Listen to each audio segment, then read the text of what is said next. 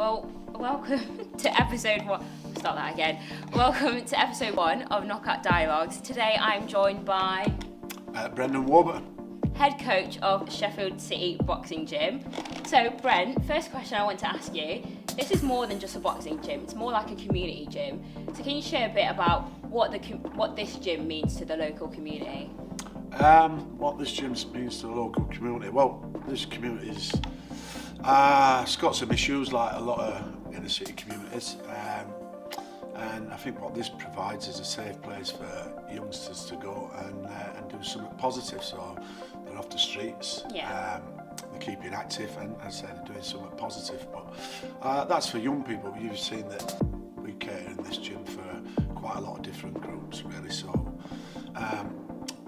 I opened this gym up, and obviously boxing is my passion, and I try and extend that to as many different people as I can. Yeah. And people coming in, 95% of people coming in never want to get in that ring and actually compete, but they can take something from the boxing training. So again, there's a big thing on health and well-being at the minute.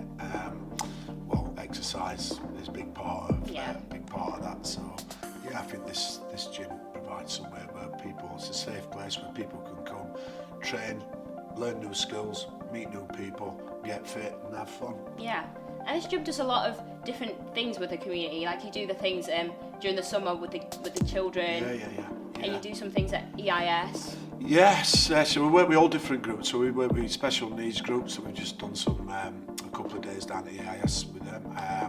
Every summer we run a summer camp here, which caters for everybody really, but through government funding we can provide free school meals as well through the summer, which I think is very important. Yeah. But all different groups. So we work with schools. We work with some schools that where children or pupils have got behavioural issues.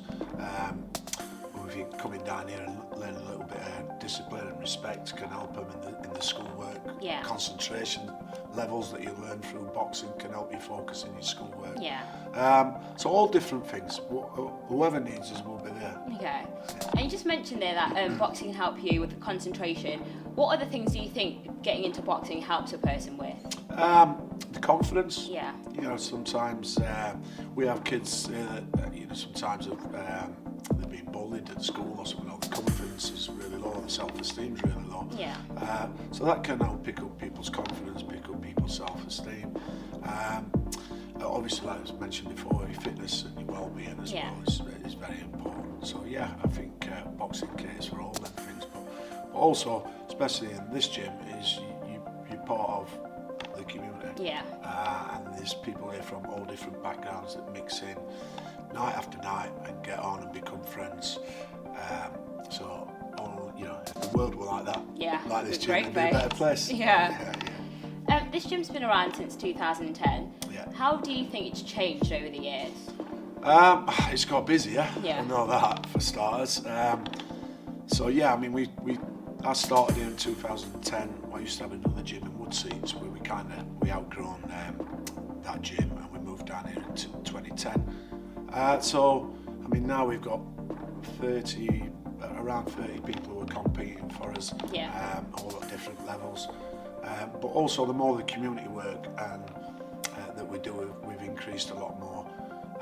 And also now, it's my full-time job, which it wasn't 10 years ago, really. So lots of things have changed. Yeah, and you mentioned that the club's gotten bigger. Yeah. What would you want to see this club do in the future? At the minute we're looking to extend downstairs.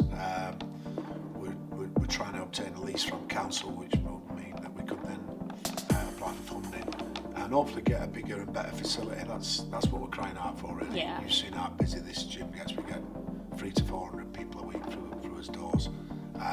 It's a small gym. There's one ring, so we want to try and get a bigger facility, a better facility, 2 rings in there. The space is there to do it downstairs. So it's a long-term vision, but that's where we want to get to, because then we can do a better job at what we do.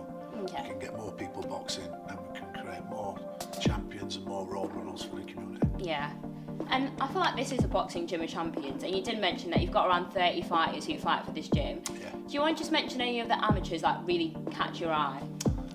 There's a lot of them. I would like to single a few out, but you've seen you've seen likes of Naman Hussain and Callum Beardle that's come through as amateurs now, Yeah. professionals and doing well as both unbeaten professionals. So, Yeah. I mean, they started off here.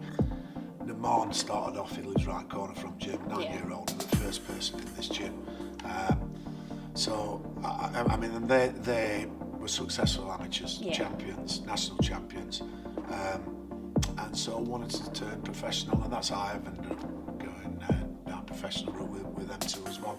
So then they become role models for other people. But we've got some real talent coming from him. You know, we talk about little Hamza, he's only 10-year-old, had his third school bout on our show on Saturday. Great kid. Yeah. You know, how good is he going to be in a few years? So, everybody in this gym have all got potential, so it's up to them to fulfil it really, and we'll guide them and push them that way. Okay. And do you feel like you can spot the potential? Like you mentioned Cal Bearder, you mentioned Naman, they've been in this gym for years. Do you feel like you spotted them when they were quite young?